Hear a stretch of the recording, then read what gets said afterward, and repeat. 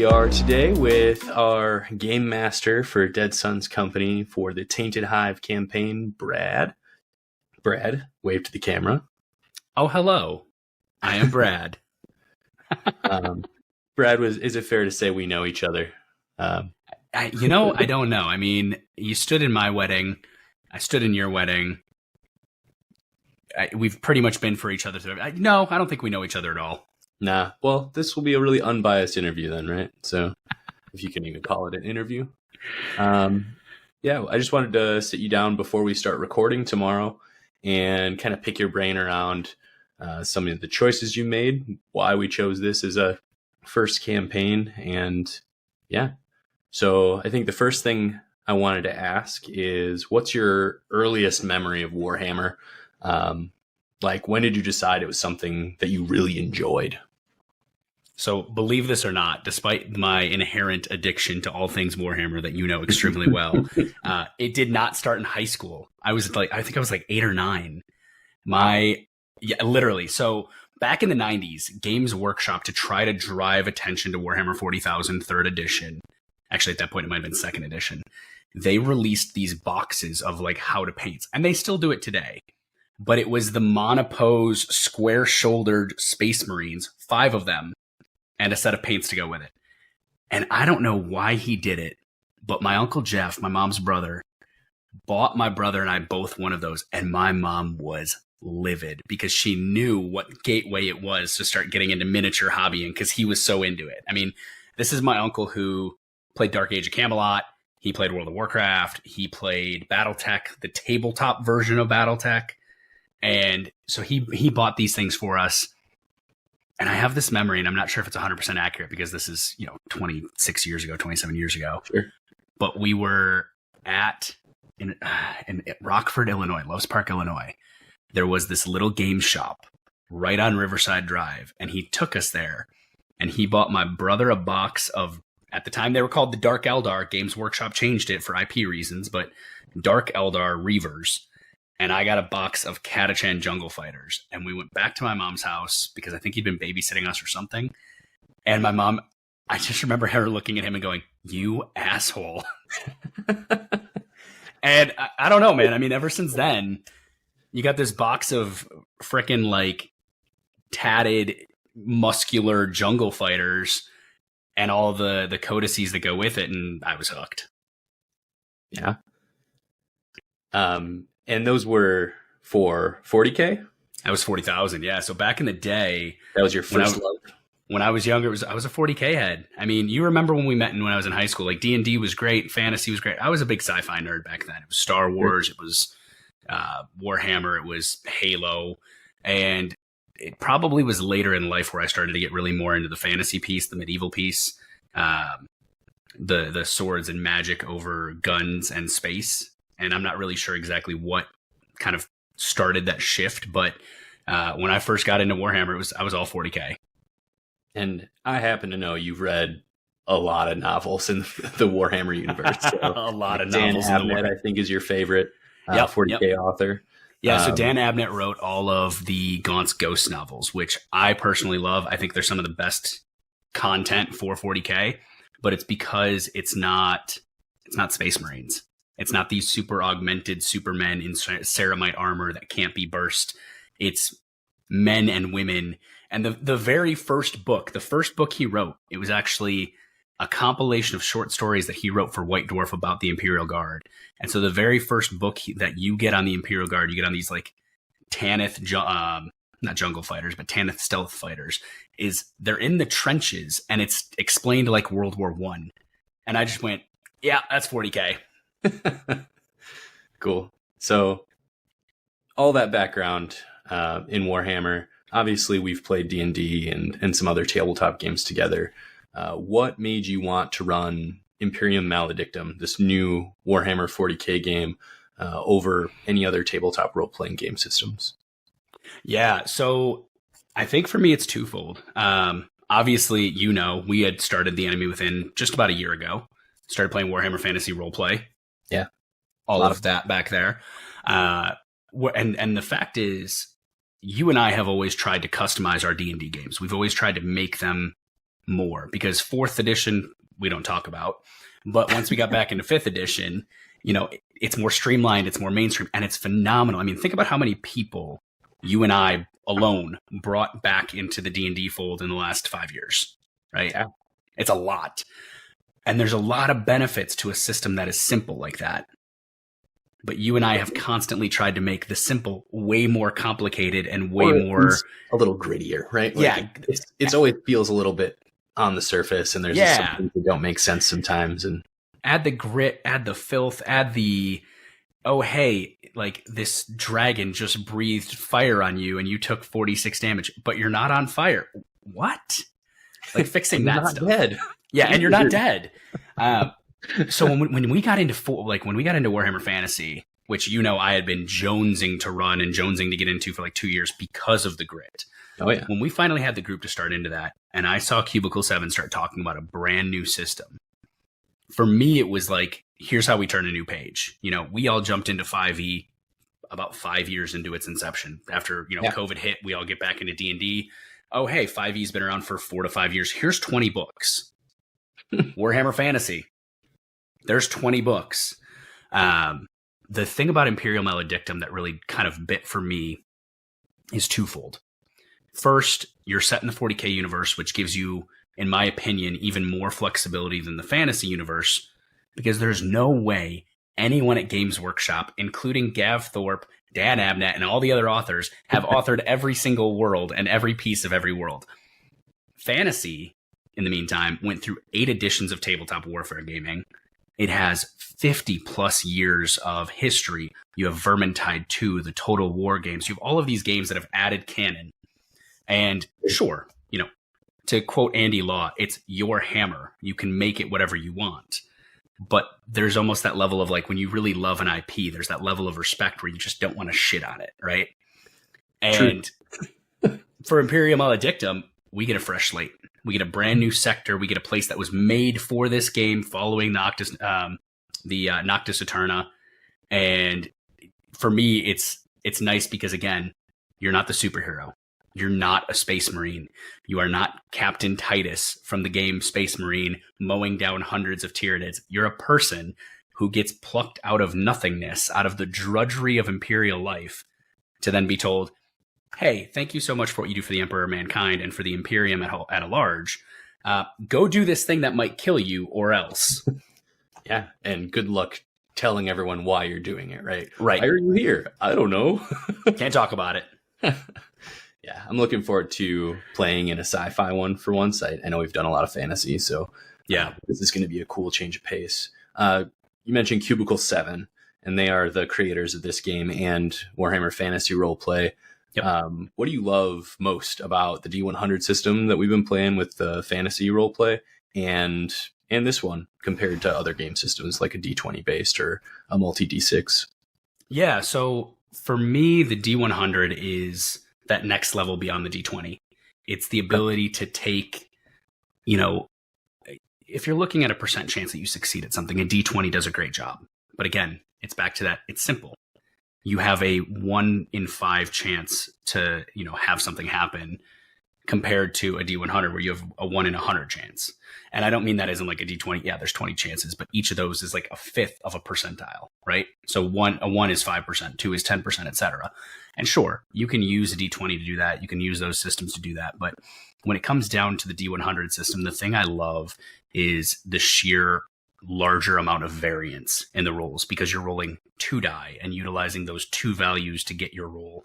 There's a higher percent chance that, sure, your percent chance of doing well or worse is fairly probably statistically similar. I'm not going to say that it's perfect, but at the end of the day, you've got that extra bit of kind of flair, that extra bit of risk with 100 numbers versus 20.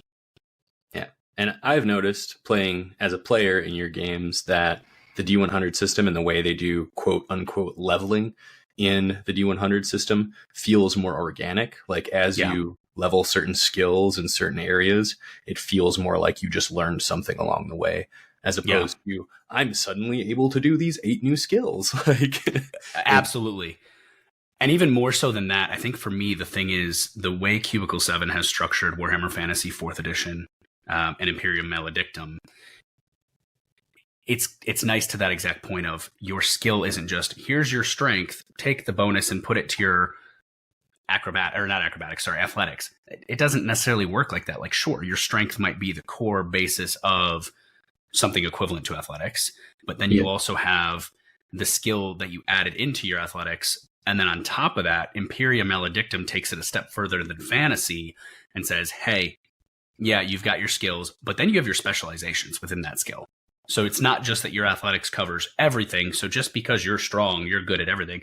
Oh no, you have to be good at climbing or swimming or, from a dexterity or agility standpoint, stealthing in urban environments versus rural environments. The level of complexity there, again, that grit, it's just better, in my opinion. Yeah. I've had a lot of fun with it so far, so I'm looking forward to starting up our game tomorrow. Heck yeah. So thinking forward to the next few months as we're going through this campaign, how do you feel about running this game and releasing it for the world to listen to? Like, we haven't done a podcast before. Nope. We haven't released anything of ours to the world up to this point. I guess, what do you hope for the players to get out of it? And then what do you hope for the listeners to get out of it? Oh, that's a good question. So, yeah, I mean, I'm mostly excited that you and I have got this podcast company up and off the ground first and foremost. I mean, we've tried to figure out a way to turn something we love into something we can do for a long time. And I think, speaking for myself, we kind of avoided the podcast route for a while because everybody has a podcast. And suddenly it just kind of came to head where it's like, we need a podcast. We got to do it. Yeah. When it comes to this, I think what I'm most excited about is twofold. For the listeners, for the viewers, I'm excited for them to see you idiots play this system. Let's be honest. You break everything. I know. It's not about me at this point. It's about y'all. Like I told Mary, I said, it don't matter if you like it or not. You don't have to love what we're doing. But the minute you put Mike and Justin and Alex and Eric on a microphone and say, here, play this game, somehow you idiots break it every time, every single time. So I think I'm excited for that. The shenanigans you guys get up to.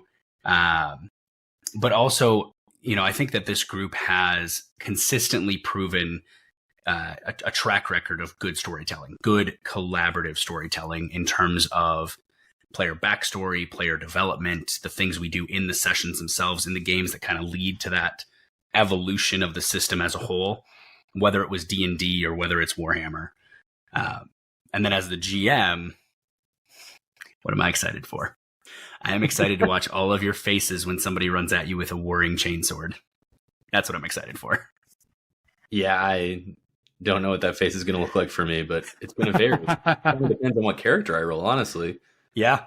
And I think the other thing, as a GM, the other thing I'm super excited about with this system is getting everyone out of fantasy and into a new intellectual property, into a new setting, into that sci-fi realm where, it's just different. It hits different. Like the thematics of a sci-fi versus a fantasy novella or a story, it's the same as a drama or a murder mystery to some capacity. You still have the highs, the lows, the roller coaster of the ride. But how you get there, well, now it's, instead of swords and crossbows, it's power swords, chain swords, power fists, daggers, vibroblades, las pistols, las guns, plasma melters, spaceships, the void in and of itself, and right. The risk of the warp. The thing fantasy does extremely well is that kind of ever-present corruption of chaos throughout the universe as a large. Yeah. The constant pull on the general populace towards one of the four chaos gods or chaos undivided to try to advance their means. The thing that 40K did really well, because it was originally written as satire. 40K was originally written to basically be, yeah. So look really closely at all the different factions and you'll see that the Imperium of Man is a very lambasted blasting against humanity at large and how we kind of have blind faith in churches and institutes and how we're okay with genocide and child adoption and mutation and mutilation as long as it supports our means. Interesting. So if you look at the history of statement, if you look at the history of 40K, it was a little political. But you take all that and the way that they've kind of made chaos dangerous in 40K is it's even like a step above that. Like, it's not just the subversion.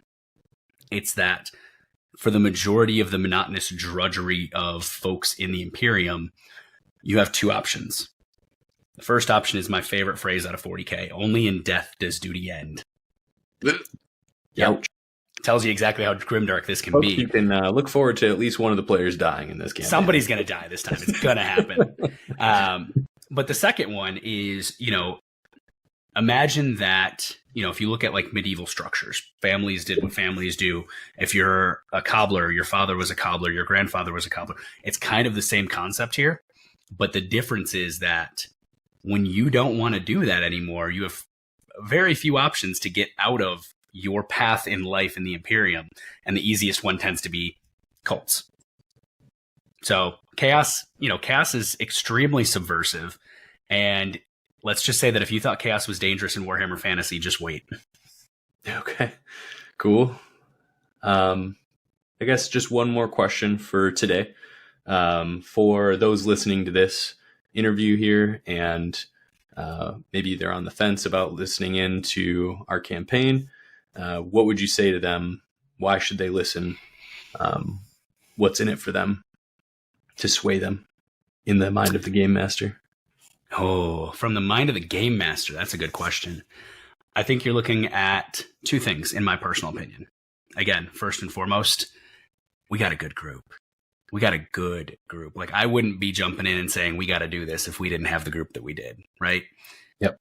I've heard a lot of podcasts over the years where the GM is great and the group is okay, or the group is great and the GM is okay, or there's blunders. Like I said, everybody's got a podcast. The difference is, I think we're going to put forth something that people are going to want to listen to, and I think that if you're on the fence, give it an episode or two, check it out, and see, because we're aiming for the short form. We're aiming for those hour-long episodes that you can listen to on a dog walk or a car ride or something, which, some of the greats in the podcasting game are 3 to 4 hours at a time. And I don't want to drop 4 hours to sit there and listen to something. And again, Sure. Personally, if I pick it up, I don't want to put it down either. So it's kind of hard for me there. So give us a couple episodes. Come check it out. Watch this group absolutely break me. I guarantee at least one time in the first 3 sessions, I will probably lose my breath from laughing so hard at you guys. Especially when Mike pipes in. Especially when Mike pipes in. But I think on top of that, that'd be the first one as a group. And I think the second one is that this is going to be the first podcast that I know of, and I've been looking for Imperium Maledictum. We've got multiple people who have played through The Enemy Within in Warhammer Fantasy, and quite frankly, down the road, will be playing Down the Enemy Within on a different podcast. Sure. But I think this is going to be the first true 40K tabletop RPG game, and I think there's something really cool to be said about that. Agreed. I'm excited. I'm going to listen to it, and I'm going to be on it. I'm going to listen to it, probably hyper critique myself the whole time. Yeah, fair enough. Cool. Well, Brad, thanks for sitting down randomly. I just messaged Brad. I'm like, hey, we need to sit down and do this before we start recording. Meanwhile, I'm covered in like yard refuse, like leaves, and because it's the last yard pickup of the year. So of course I'm mowing up all the pine needles and leaves. Sure. We have Brad's got Instagram going. We've got Twitter. We've got all kinds of social media. We're on Spotify. We're on Amazon, I think. And we're on Amazon. We're on Spotify. We're on Pocket Pod, I think it's called. I'd have to check. We'll correct that one post-op in the notes. So tune in. If we are not on the platform that you typically listen to, reach out to us, and we'll get ourselves added to it, honestly. So we're working on iTunes. They're being a pain in the butt. It do be that way sometimes. Until next time, this is the Dead Sons Company signing off. Brad. Justin. See you later, dude. Yeah, that's all right.